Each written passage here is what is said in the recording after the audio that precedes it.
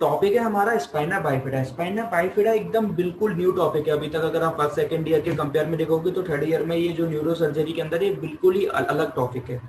तो इसमें हो क्या रहा है, पहले हम नाम से समझते हैं। कोई भी चीज है पहले हम उसके नाम से समझते हैं। क्या है स्पाइना बाइफिडा? स्पाइना का मीन्स ये तो समझ आ रहा है कि स्पाइना का मतलब है स्पाइन, बाइफिडा का मतलब होता है स्प्लिट, यानी स्प्लिट। बाइफिडा का मतलब होता है स्प्लिट, यानी इसका दूसरा नाम भी होता है स्प्लिट स्पाइन, और इसको ऑल्सो कॉल्ड है स्पाइनल डिसरेफिज्म। डिसरेफिज्म का मतलब होता है इनकम्प्लीट फ्यूजन, इनकम्प्लीट फ्यूजन। अब इससे हमें इतना क्लियर हो रहा है नाम से कि अच्छा कि जो हमारी स्पाइन है, हमें पता है कि यार हमारी स्पाइन है जो पूरा सर्वाइकल से लेके सैक्रम तक ट्रेवल करती है, ठीक है, कंप्लीटली ट्रेवल करती है। तो कहीं ना कहीं उसमें इनकम्प्लीट फ्यूजन हो रहा है, यानी जो भी प्रॉब्लम है स्पाइन में कहीं ना कहीं कोई प्रॉब्लम क्रिएट हो रही है। होता क्या है स्पाइना बाइफिडा में, जैसे कि हम जानते हैं, अगर आप लोगों ने देखा है कि इस तरीके से हमारी स्पाइन होती है, इस तरीके से हमारी स्पाइन होती है। ये कौन सा सर्वाइकल रीजन है, ये थोरेसिक रीजन है, ये यहाँ पर हमारा कौन सा लंबर रीजन है, लंबर रीजन, और नीचे हमारा सैक्रल रीजन है, ठीक है। अब ये पूरी की पूरी स्पाइन है, आपको पता है ये वर्टिब्रास के बीच में ट्रेवल करती है, सारे वर्टिब्रास होते हैं जो उसके बीच में ट्रेवल करती है। और ये पूरी की पूरी स्पाइन क्या है, एक नर्व्स का रूट, नर्व्स का पूरा गुच्छा है। जो हमारी जितनी भी नर्व्स ट्रेवल कर रही हैं ब्रेन से, वो सब का एक गुच्छे में ट्रेवल कर रही है, उसको हम कंप्लीटली बोलते हैं स्पाइन। वो किससे कवर रहती हैं, जैसे हमारा ब्रेन है, ब्रेन भी हमारा मेनिंजेस से कवर रहता था। हमने फर्स्ट ईयर एनाटॉमी में पढ़ाई कि हमारा जो ब्रेन है वो मेनिंजेस से कवर रहता था। कौन कौन सी मेनिंजेस होती थी? 3 मेनिंजेस की लेयर होती थी, ड्यूरा, पाया एंड आर्किनोइड मैटर होती थी। वही 3 जो ब्रेन को कवर करती थी, वो क्या एक उनका क्या काम था, शॉक एब्जॉर्ब करना, या कुछ भी कोई भी प्रॉब्लम हो, अगर मैं सिंपल वे में बोलूं तो उसको प्रोटेक्ट करती थी तुम। तो वही जैसे ही जो हमारे ब्रेन से स्पाइनल कॉर्ड निकलती है उसको भी यही मेनिंजेस भी प्रोटेक्ट करती है, उनकी बिल्कुल कवरिंग इसी तरीके से उनको प्रोटेक्ट करते हुए ये तीनों मेनिंजेस साथ साथ में उसके चलती हैं। और इनके बीच में एक फ्लूइड भरा होता है, वो ही सेम फ्लूइड ब्रेन में भी भरा होता है। कौन सा भरा होता है? हाइड्रोसेफेलस। जो अगर हाइड्रोसेफेलस का बोलते हैं जब वो फ्लूइड इंक्रीज हो जाए, और वो फ्लूइड कौन सा भरा होता है अगर आपको पता हो तो? CSF, सेरिब्रो स्पाइनल फ्लूइड, यानी वो ब्रेन से लेके स्पाइनल तक के वो फ्लूइड होता है जो प्रोटेक्ट करके उसको चलता है। ब्रेन से लेके स्पाइन तक वो फ्लूइड होता है, वो प्रोटेक्ट करके चलेगा। ये तो हमारा बेसिक हो गया स्पाइन को लेके। अब ये मैंने क्यों बताया, क्योंकि ये मेनिंजेस ये बहुत बड़ा रिलेशन क्रिएट करेंगे स्पाइना बाइफिडा के। जब स्पाइना बाइफिडा के टाइप्स में जाएंगे तो ये मेनिंजेस बहुत बड़ा रोल प्ले करेंगे कि कौन से वाले टाइप में क्या मेनिंजेस में प्रॉब्लम होने वाली है। क्योंकि डिसरेफिज्म में ये तो समझ आ गया इनकम्प्लीट फ्यूजन, यानी जो ये मेनिंजेस है इसमें कुछ प्रॉब्लम क्रिएट होनी है या कहीं भी क्या प्रॉब्लम क्रिएट होनी है हम उसको देखते हैं। ये प्रॉब्लम क्रिएट क्यों होती है, इसका सबसे बड़ा रीजन है neural tube deficit, neural tube defects.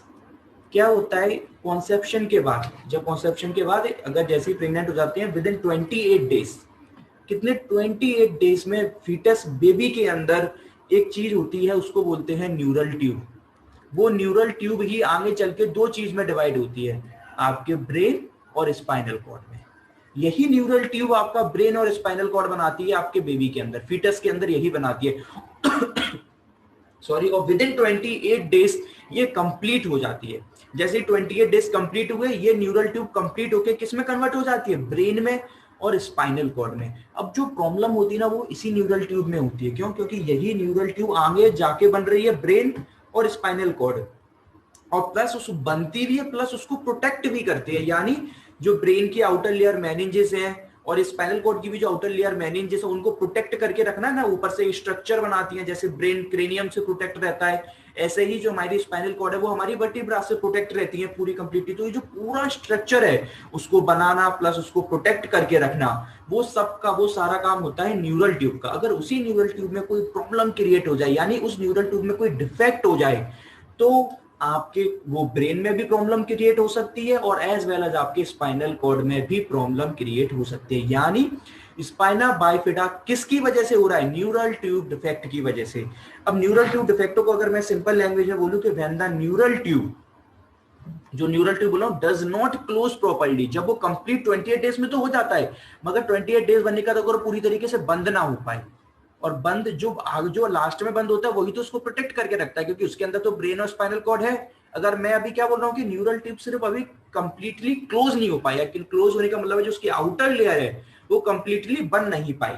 तो and forms early brain and spines, these develop very early during pregnancy. अब मैंने आपको बताया कितने अर्ली, विद इन 28 डेज के अंदर न्यूरल ट्यूब बन जाती है। यानी कोई आपसे पूछे कि प्रेगनेंसी की यानी प्रेगनेंसी कितने दिन में ब्रेन बन जाता है, यानी विद इन 28 डेज में ब्रेन और स्पाइनल कॉर्ड डेवलप हो जाता है एक फीटस के अंदर। और इसी बीच अगर उस न्यूरल ट्यूब में कोई प्रॉब्लम हो जाए तो वो लीड कर सकता है स्पाइना बाइफिडा को। अब ऐसा नहीं है, क्या न्यूरल ट्यूब डिफेक्ट से हजारों प्रॉब्लम्स क्रिएट होती हैं, न्यूरल ट्यूब डिफेक्ट से इससे हजारों प्रॉब्लम क्रिएट होती है। जैसे एंसेफेली अगर आप लोगों ने सुना होगा तो वो भी इससे क्रिएट होता है। उसी का एक एग्जांपल है स्पाइना बाइफिडा। आज हम इसका एक एग्जांपल पढ़ने वाले हैं, स्पाइना बाइफिडा। अगर न्यूरल ट्यूब डिफेक्ट हो गया तो स्पाइना बाइफिडा हमें हो सकता है। यानी क्या लिखा है कि spina bifida is a birth defect. अभी सीधी सी बात है, बर्थ डिफेक्ट हमने खुद बोला कि गेस्टेशन विद इन 28 डेज की बात कर रहे हैं। तो birth defect that occurs when the spine and spinal cord, यहाँ ब्रेन की बात नहीं हो रही है, ध्यान रखना। अभी हम स्पाइन की बात कर रहे हैं। हाँ, अब माइंड में क्वेश्चन आ सकता है कि न्यूरल ट्यूब डिफेक्ट हो रही तो ब्रेन भी हो सकता है, वो अलग डिसीज हो गई, वो उसकी वजह से होगा, उसे अलग पढ़ेंगे। अभी हम सिर्फ स्पाइन के बारे में पढ़ेंगे, क्या कि या तो स्पाइन और या स्पाइन या फिर पूरी की पूरी spinal cord don't form properly. यानी वो क्या है, क्योंकि मेन सिर्फ स्पाइनल कॉर्ड के बनने से कुछ नहीं होता, उसका मेन रिस्पॉन्सिबल रीजन है उसको आसपास के स्ट्रक्चर जो उसको प्रोटेक्ट करके रखते हैं। क्योंकि अगर ये स्ट्रक्चर्स कंप्लीटली क्लोज नहीं हो पाए तो फिर उसको प्रोटेक्शन कौन देगा, और अगर प्रोटेक्शन नहीं देगा तो इजिली आपको क्या डिसीज प्रोवाइड कर सकते, डिसीज, इन्फेक्शन या बहुत सारी प्रॉब्लम्स क्रिएट कर सकते हैं। और आप खुद समझते हैं ये आपकी स्पाइनल कॉर्ड है, अगर इसमें एक भी नर्व डैमेज हो गई तो वो कितने रिस्पॉन्स क्रिएट कर सकती है। और आपको पता है ये आपके दो रिस्पॉन्स के लिए होता है, मोटर और सेंसरी।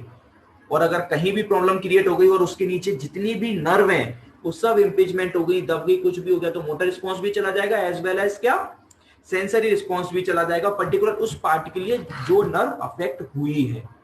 अभी जो मैंने आपको पूरा बताया वो यही लिखा है कि the neural tube is the embryonic structure that eventually develops in the baby's brain. मैंने बताया था कि न्यूरल ट्यूब किसमें डेवलप हुआ, brain and spinal cord and the tissue that encloses them. ये लाइन याद रखना है क्योंकि ब्रेन और स्पाइनल कॉर्ड तो बना रहा है और उसके आसपास उन टिश्यूज को भी बना रहा है जो उनको प्रोटेक्ट करके रखेगा। क्योंकि जो मेन प्रॉब्लम क्रिएट होती है स्पाइना बाइफिडा में वो उसके टिश्यूज में ही होती है, क्योंकि वो उसके टिश्यूज प्रॉपर डेवलप नहीं हो पाते और स्पाइनल कॉर्ड है वो हमारी वो इन्वायरमेंट के कॉन्टेक्ट में आती है। वैसे तो हमारी स्पाइनल कॉर्ड क्या है, अंदर पीछे की तरफ रन कर रही है, लेकिन इसमें अगर प्रॉब्लम हो गई जो उसको टिश्यू सराउंड कर रहे हैं अगर वो नहीं बनेंगे तो स्पाइनल कॉर्ड क्या पीछे की तरफ से बाहर निकलने लग जाती है। उसी को सिंपल लैंग्वेज में बोलते हैं spina bifida. Normally, the neural tube forms early in pregnancy and it closes by 28th day after conception. ठीक है? If spina bifida, there is failure of closure of posterior neural arch. अब ये तो हमें समझ आ गया कि स्पाइना बाइफिडा का बोल रहे हैं कि जो पोस्टीरियर न्यूरल आर्च है वो अगर क्लोज होने में फेल हो जाए तो स्पाइना बाइफिडा हो रहा है। तो फिर पोस्टीरियर न्यूरल आर्च क्या है? आपने अगर एक वर्टिब्रा देखी है,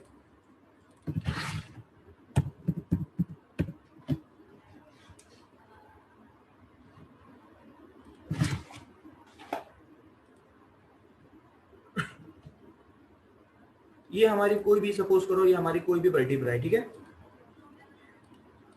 अब इसमें क्या है, आप क्या देखते हो कि ये वाला पार्ट तो होता है एंटीरियर और ये स्पाइनस प्रोसेस है जिसको आप फील करते हो अपने बैक पर, और यही इससे स्पाइनल कॉर्ड रन करती है, ठीक है। आगे की तरफ कोई प्रॉब्लम क्रिएट नहीं होती क्योंकि आगे तो बॉडी बहुत मजबूत होती है। पीछे की तरफ ये वाला जो पार्ट होता है इसको बोलते हैं पोस्टीरियर न्यूरल आर्च, ये डेवलप नहीं हो पाता। इस वजह से जो स्पाइनल कॉर्ड इसके अंदर प्रोटेक्ट होकर रहती है वो प्रोटेक्ट ना रह के वो स्पाइनल कॉर्ड इससे बाहर निकल आती है और आपके पीछे जो बैक पर स्किन टिश्यूज है वहां पर ये दिखने लग जाती है। अब ये दिखने लग जाती है कि बाहर निकल जाती है, वो हम इसके टाइप्स में देखेंगे कि कौन से टाइप में क्या होता है। अभी तो हम ये समझते हैं कि ये हमारी जो वर्टिब्रा है इसमें क्या पीछे, इसमें क्या है पीछे की तरफ क्या है, ये एंटीरियर बॉडी है, ये स्पाइनस प्रोसेस है, ट्रांसवर्स प्रोसेस है। अब ये बैक साइड में आप देखते हो अपने posterior side spinous process feel करते हो, तो वहीं अगर ये पोस्टीरियर न्यूरल आर्च ये जो बॉडी होती है अगर ये फुल्ली नहीं बन पाती तो ये जो इसके स्पाइनल कॉर्ड के अंदर से जो स्पाइन है नहीं है वो बाहर निकल आती है। अब कितनी बाहर निकलती है, कैसे निकलती है, हम उसको आगे समझते हैं। इतना हमें समझ आना चाहिए कि अभी तक जो बेसिक था वो हमें क्लियर हो जाना चाहिए क्या होता है। हाँ, अब वो जो बाद में और है वो हम अभी उसको और क्लियर करेंगे किसमें कितना क्या क्या होता है। अब ये मेनली होता दो टाइप का है, ये दो टाइप का होता है। कौन कौन सा, एक होता है ऑकल्टा और एक होता है एस्पर्टा। कौन कौन से, ओकल्टा और एस्पर्टा। और एस्पर्टा के अंदर दो सब टाइप होते हैं, एक होता है मेनिंजियोसील और एक होता है माइलोमेनिंजियोसील।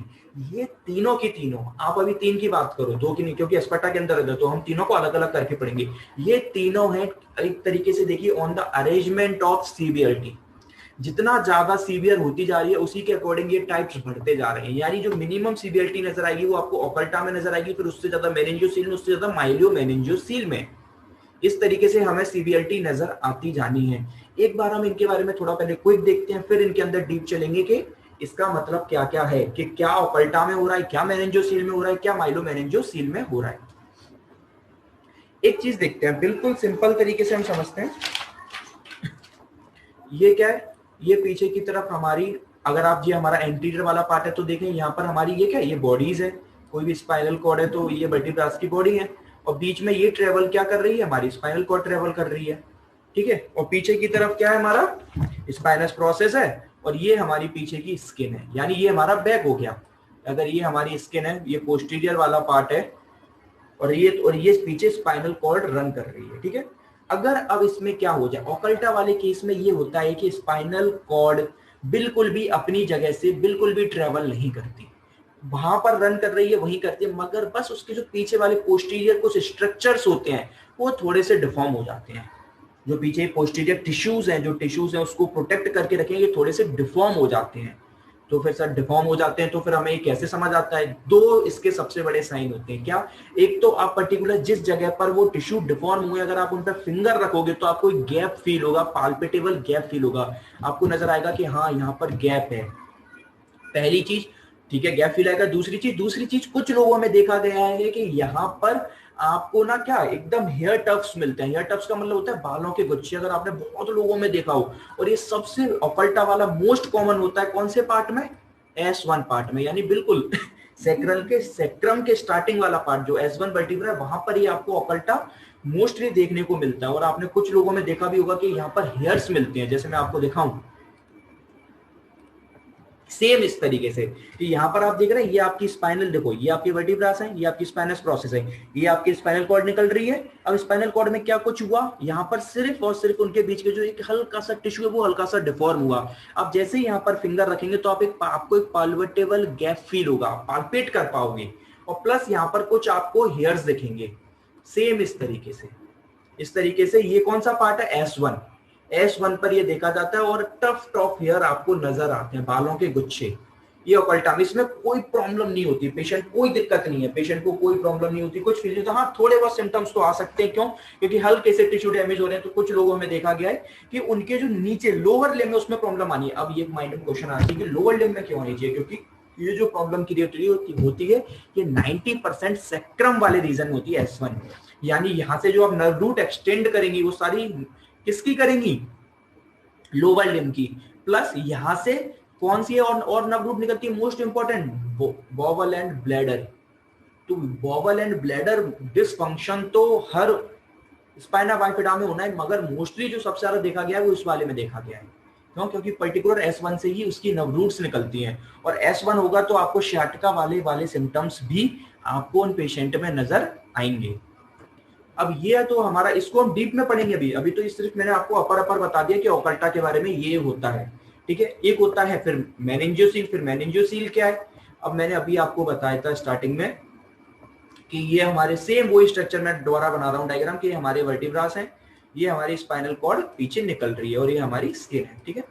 अगर मैं आपसे बोलूं कि मैंने अभी बोला था कि स्पाइनल कॉर्ड के बाहर जो एक आउटर कवरिंग उसको प्रोटेक्ट करके चल रही थी, जिसको हम बोल रहे थे मेनिंजेस, आपको पता है वही ब्रेन को क्या प्रोटेक्ट करके रखते हैं, तीन हमने बोली थी, कौन कौन सी, पाया, ड्यूरा एंड आर्केनॉइड। ये मेनिंजेस को प्रोटेक्ट करके रखती हैं। अगर ऐसा हो कि यही मेनिंजेस बाहर निकल आए, इस तरीके से ये बाहर निकल आती है, किस तरीके से, इस तरीके से। ये डायग्राम देखिए कितना इसमें बिल्कुल क्लियर है। इसमें ये वाला आपका ओकल्टा है, ये एस्पर्टा है। इसमें क्या हो रहा है, देखो स्पाइनल कॉर्ड तो अंदर ही चल रही है, क्या स्पाइनल कॉर्ड इसके अंदर गई, नहीं, इसमें सिर्फ आपकी जो आउटर लेयर, मैंने ये वाला डायग्राम मत देखना, ये वाला देखना है अभी, ये सेंटर्ड वाला। इसमें ये आप देख रहे हैं क्या हो रहा है, इसमें सिर्फ आपकी मेनिंजेस बाहर गई है, जो उसकी आउटर लेयर थी, ये स्पाइनल कॉर्ड है, इसको प्रोटेक्ट कर रही थी मेनिंजेस, वो सिर्फ बाहर निकल आती हैं, और ये आपको एकदम क्लियर फील दिखेगा बाहर उठा हुआ बच्चों में। इस तरीके से दिखता है, इस तरीके से। इसमें आपको बस ऐसे एक उभरा हुआ हिस्सा नजर आएगा, इस तरीके से आपको एक उभरा हुआ हिस्सा एकदम बाहर नजर आएगा। मगर क्या इसके अंदर आपसे पूछे स्पाइनल कॉर्ड होती है? नहीं होती, सिर्फ और सिर्फ मेनिंजेस होती है। जो आउटर लेयर है मेनिंजेस होती है। तो फिर इसके अंदर क्या भरा होता है? सीधी सी बात है भैया, जो मेनिंजेस और स्पाइनल कॉर्ड के बीच में सीएसएफ फ्लूइड था वो इसी के अंदर भरा रहेगा। यानी हम एक तरीके से इसको क्या बोल सकते हैं, ये एक फ्लूइड फिल्ड सैक होता है। सैक मींस का एक पाउच होता है जिसके अंदर फ्लूइड भरा होता है, जिसकी आउटर कवरिंग किसकी होती है? मेनिंजेस की, जो आपकी क्या स्पाइनल कॉर्ड को प्रोटेक्ट करके चलती हैं। और एक आउटर लेयर है। अब ये स्ट्रक्चर अगर बाहर निकल गया तो इस पर्टिकुलर पॉइंट पर स्पाइनल कॉर्ड क्या कैसी हो गई? एकदम ओपन अप हो गई। यहाँ पर कोई उसे चीज प्रोटेक्ट नहीं कर रही। प्लस यहाँ पर जो फ्लूइड फिल्ड हुआ है वो भी अब इस पर प्रेशर लगाएगा। यानी जो चीज ओकल्टा में नॉर्मल थी वही चीज अब इसमें थोड़ी सी सीवियर हो जाएंगी। यानी यहाँ पर अब ना उस पर प्रेशर बढ़ने लग जाएगा। ये था मेनिंजोसील। अगर वही मैं इसका और एक एडवांस फॉर्म बोल दूं कि मैं बोल दूं कि ठीक है पहले वाले में तो कुछ नहीं हुआ था, सिर्फ कुछ टिश्यूज हुए थे, दूसरे वाले में मेनिंजेस बाहर आ गई थी, तीसरे वाले में बोलूं कि उसी मेनिंजेस उसी सैक के अंदर अगर ये स्पाइनल कॉर्ड भी घुसाएं तो यानी ये सबसे खराब कंडीशन हो गई, ये लाइफ थ्रेटनिंग कंडीशन हो गई कि इसमें बच्चे के बचने के जो चांसेस है वो मिनिमम टू मिनिमम हो गए। क्यों हो गए? क्योंकि वो पूरी स्पाइनल कॉर्ड इसके अंदर रन कर गई और अब वो इजीली डैमेज हो सकती है, कहीं से भी डैमेज हो सकती है और कुछ भी रिस्पॉन्स आपको दिखा सकती है। जैसे अगर हम देखें किस तरीके की सिचुएशंस हो जाती हैं, सेम इस तरीके की। ये आपको ये एकदम इसमें आपकी बिल्कुल क्या दिखने लग गई? नर्व्स भी दिखने लग गई। अगर इसमें नर्व ना हो, सिर्फ ऐसा ही सैक हो, तो हम उसको डाल देंगे मेनिंजोसील में और उसमें नर्व भी इंक्लूड कर दूं तो मैं उसको बोल दूंगा कि it's a part of myelomeningocele. ये तीन इसके टाइप हैं। अब इसको थोड़ा हम डीप में पढ़ते हैं कि इनके अंदर क्या क्या लिखा है। ऑकल्टा, अब देखो जो अंदर लिखा हुआ जो मैंने बताया लिखा वही सब है, थोड़ा सा ज्यादा है। ऑकल्टा मींस क्या बोल रहा है? हिडन। ये क्या है? हिडन होता है। क्यों? क्योंकि इसमें कुछ दिख तो रहा नहीं है, मैंने तो आपको खुद बोला। फिर ये पता कैसे चलता है? एक पाल्पेबल गैप फील होता है। और इसकी कॉमनेस्ट साइड कौन सी है? सेक्रम की S1। S1 इसकी कॉमनेस्ट साइड है। और plus the mildest form result in a small separation और गैप इन वन और more of the bones of the spine. Particular उस जगह की स्पाइन में आपको एक गैप फील होगा और ये 5 to 10% पॉपुलेशन में देखा गया। अब 5 to 10% पॉपुलेशन का मतलब ये नहीं है कि जो ओवरऑल पॉपुलेशन के 5 to 10% नहीं, जिन लोगों में स्पाइना बाइपेडा होता है उसके पास से 10% लोगों में स्पाइना ऑकल्टा वाला देखा गया। यानी ये लेस कॉमन है, अगर क्योंकि इसमें सीवीएलटी भी बिल्कुल नहीं है, मगर ये लेस कॉमन है। ये कौन सा वाला है? ऑकल्टा। भी ऑकल्टा के बारे में कुछ और डीप में पढ़ते हैं, क्या क्या है ऑकल्टा के बारे में और क्या क्या साइन एंड सिम्टम्स नजर आ सकते हैं। मैंने पहले ही बोला कि इसमें आपको मिनिमम टू मिनिमम यानी मैं बोल दूं कि as the spinal nerve usually aren't involve, क्योंकि स्पाइनल कॉर्ड तो नर्व्स तो कोई इन्वॉल्व है नहीं है, तो typically there is no sign and symptoms. But sometimes क्या एबनॉर्मल टफ्ट ऑफ हेयर, मैं आपको दिखा चुका हूं। ये जो हेयर दिखाई थे आपको, ये क्या थे? टफ्ट ऑफ हेयर, इन्हीं को बोलते हैं कि आपको नजर आते हैं। मे बी प्रेजेंट हो सकते हैं on the newborn skin over above the spinal defect. और एक तरीके का यहाँ पोर्ट वाइन दिखता है। पोर्ट वाइन स्टेन का मतलब क्या है? स्टेन का मतलब तो आप समझते हैं दाग। पोर्ट वाइन कैसी होती है? पोर्ट वाइन होती है कलरलेस। अगर आप कभी पोर्ट वाइन की पिक देखना, वाइन है एक तरीके की, पोर्ट वाइन है, ये कलरलेस होती है।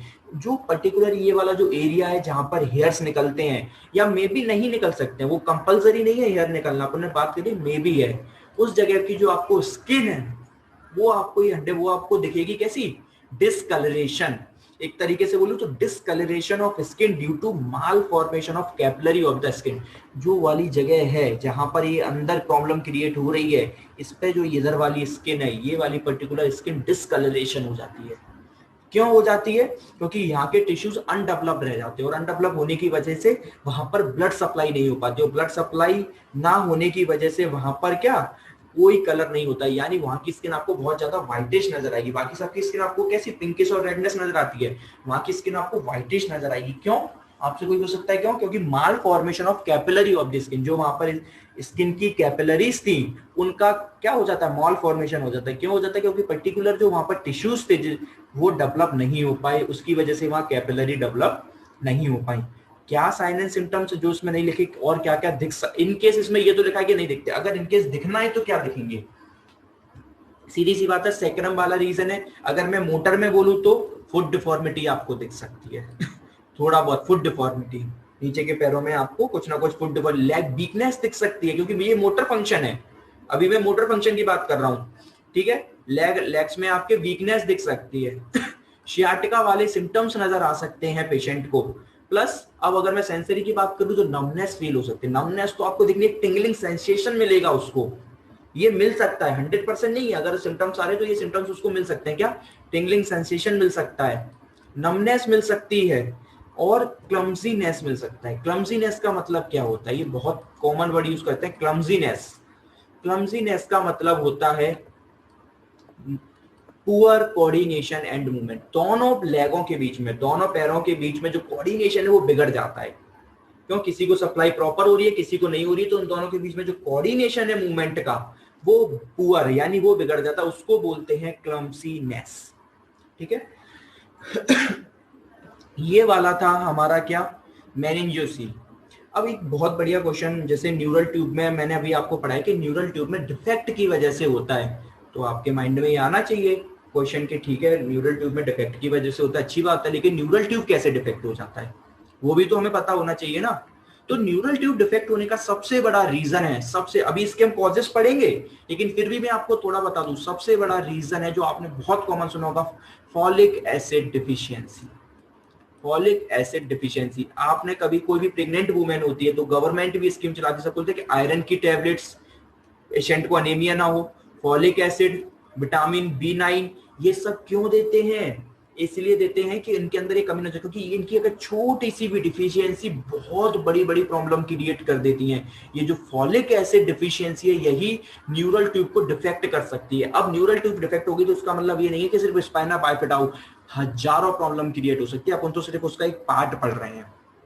तो फॉलिक एसिड डिफिशियंसी क्या देते हैं पेशेंट को? विटामिन B9 और विटामिन B12, क्योंकि B12 को आप पता है, B12 को फॉलेट भी बोलते हैं।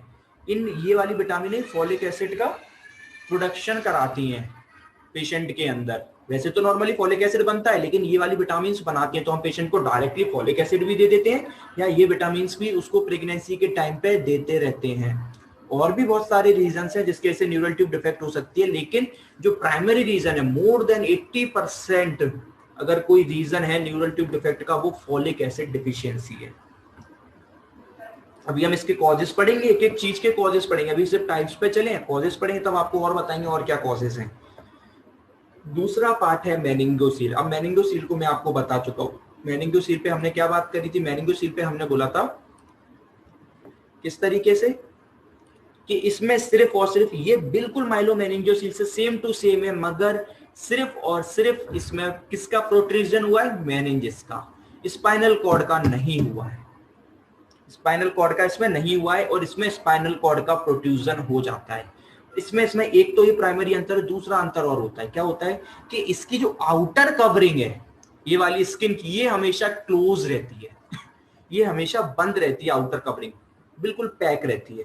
मगर इसमें दो केसेस बन जाते हैं कि आपकी जो स्किन है ये आउटर कवरिंग डैमेज भी हो सकती है, यानी जो स्पाइनल, ये आपकी जो नर्व्स है ये एकदम बाहर एनवायरमेंट के रिलेशन में आ जाती है। यानी कितना खतरनाक है, इसमें तो पेशेंट की 99% होता है कि जो बच्चा इसकी डेथ होना चांसेस बिल्कुल हो जाती है। कब? कि अगर स्किन भी इसको प्रोटेक्ट नहीं कर रही है।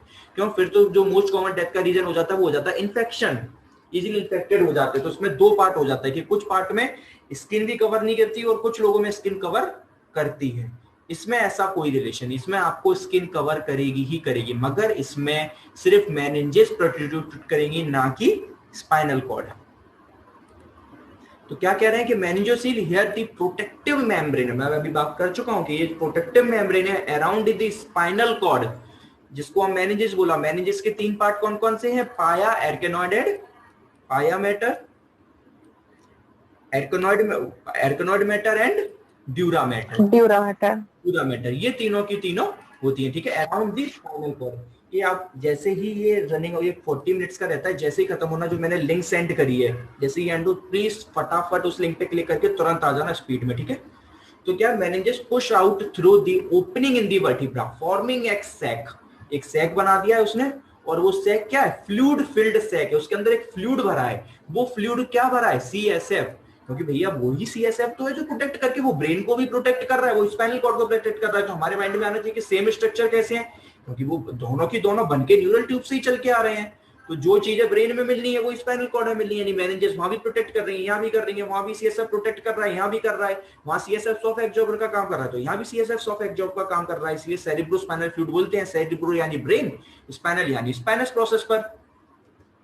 तो उसमें कौन सा फ्लूइड भरा होता है, यहाँ सिर्फ ये लिखा है कि फिल्ड विद फ्लूइड। फ्लूइड क्या हो गया आपका, सीएसएफ, सीएसएफ हो गया। बट सबसे इंपॉर्टेंट पॉइंट जो इसको मेनिंजोसील और माइलोमेनिंजोसील को दूर करता है कि इसमें आपको स्पाइनल कॉर्ड नहीं मिलेगी, सो nerve damage is less likely. ये उससे तो टफ हो गया, ओकल्टा वाले से तो खतरनाक है, लेकिन उससे बहुत कम खतरनाक है। किससे, माइलोमेनिंज, क्योंकि नर्व इतनी कोई डैमेज नहीं हो रही है, बस प्रोटेक्ट हुआ है। तो मतलब एक प्रेशर जरूर पड़ेगा उस पर कंटिन्यूअस फ्लूइड का, और प्लस वहां पर जिस पार्ट पर मेनिंजेस गई है तो वहां पर उसकी जो प्रोटेक्टिव मैकेनिज्म है वो भी कम हो गई, मगर फिर भी ये इतनी ज्यादा नर्व डैमेज होने के चांसेस इसमें नहीं है, हम खुद देख सकते हैं। So nerve damage is less likely, तो later complications are possible. Starting में इतनी कुछ नहीं होती, लेकिन आगे चल के बढ़ जाती है। क्यों बढ़ जाती है, बहुत बड़ा कॉमन है, क्योंकि आगे जब आगे चलते हैं ना तो पेशेंट, अब ये पीछे प्रोट्रूटेड पार्ट है, अब आप सो रहे हो, बैठ रहे हो, कुछ भी कर रहे हो, तो आप कंटिन्यू अगर आपने इस पर प्रेशर लगाया तो इधर से लगेगा पोस्टीरियर से प्रेशर, और वो फ्लूइड प्रेशर लगाएगा किस पर, स्पाइनल कॉर्ड पर, फिर वो कंप्रेस होगा। तो स्टार्टिंग में तो बच्चों में कोई प्रॉब्लम नहीं है, ठीक है, बर्थ के टाइम पे ठीक है, मान रहे हैं बच्चे की जान नहीं जा रही सब कुछ, लेकिन आगे चल के ये प्रॉब्लम्स क्रिएट करने वाली हैं। इसका ट्रीटमेंट भी पढ़ेंगे, क्या क्या ट्रीटमेंट है। सो लेटर कॉम्प्लिकेशन, अब मैंने ओकल्टा का क्या बताया था, मोस्ट कॉमन रीजन S1। इसका माइलोमेनिंजिस का मोस्ट कॉमन होता है लंबोसेक्रल, यानी L5 से S1, वो ही उसमें सेक्रम वाला रीजन होता है, इसमें लंबोसेक्रल, यानी ये लंबर से लेके सेक्रम तक कहीं भी हो सकता है, लेकिन मोस्ट कॉमन होता है L5S1 के रीजन में, ठीक है। यानी एक तरीके से वही रीजन समझ लो, कोई ज्यादा अंतर नहीं है, थोड़ा सा हल्का सा ऊपर हो सकता है, लंबोसेक्रल बोलते हैं। इसलिए साइन सिम्टम्स क्या दिखेंगे, जनरली इतना कुछ नहीं दिखना है, a sac filled with fluid without spinal cord. ये बार बार आपको मैं क्यों बोल रहा हूँ कि लिख के आनी है। Without spinal cord is seen pushing out through an opening in the vertebra, vertebra से ये ओपनिंग बाहर की तरफ गई है, इसमें मेनिंजेस से फ्लूइड भरा है, मगर इसमें स्पाइनल कॉर्ड नहीं है। और वही मैं बोलूं कि अब इसमें स्पाइनल कॉर्ड आ गई तो मैं उसको नाम दे दूंगा myelomeningocele, also known as open spina bifida. Why we called open spina bifida, क्योंकि मैंने बोला है कि इसमें दो पॉइंट हो सकते हैं, एक कि जो स्किन की कवरिंग है, जैसे इस तरीके से मैंने बोला ये आ गई, और ये स्पाइनल कॉर्ड भी इसके अंदर रन कर गई, नर्व्स भी इसके अंदर रन कर गई, तो अब मैं आपसे बोल सकता हूं कि जो बाहर इसकी स्किन की कवरिंग है ये मे भी प्रेजेंट हो सकती है और नहीं भी। अगर नहीं प्रेजेंट है तो उसको बोलते हैं ओपन स्पिना बाइफिडा, क्योंकि वो एनवायरनमेंट से कांटेक्ट में आ गया और ये मोस्ट सीवियर फॉर्म हो गया है आपका। ये देख रहे हैं बिल्कुल, जैसे अगर मैं आपको दिखाऊं इस तरीके से, ये ओपन अप हो गया। अगर आप देखेंगे तो मैं इसको ओपन बोल, ये ओपन है, क्यों, क्योंकि स्पाइनल कॉर्ड देखो स्किन से भी कांटेक्ट नहीं, वो बाहर निकल रही है, तो ये क्या हो गया, ये ओपन वाला हो गया। और वहीं मैं इसको नॉर्मल इस तरीके से बोल दूं तो इसमें देखो ये रन कर गई, मगर इसमें स्किन की कवरिंग है,